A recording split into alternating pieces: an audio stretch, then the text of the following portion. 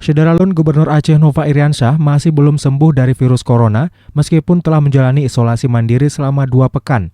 Hal tersebut diketahui usai Gubernur melakukan pemeriksaan swab PCR yang masih menunjukkan positif COVID-19.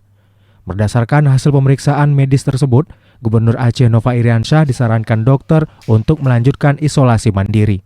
Keluarga alhamdulillah aman, negatif, dan mereka masih melakukan kerja-kerja kedinasan walaupun memang dengan tidak melakukan hubungan langsung dengan Gubernur, tapi mereka tetap melekat bersama Pak Gubernur di kediaman beliau.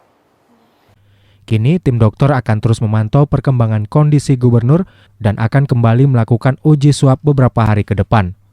Sebelumnya, Gubernur Aceh Nova Iriansyah dinyatakan positif COVID-19 usai melakukan swab PCR pada Senin 31 Mei lalu. Diketahui kondisinya sehat dan masuk dalam kategori orang tanpa gejala.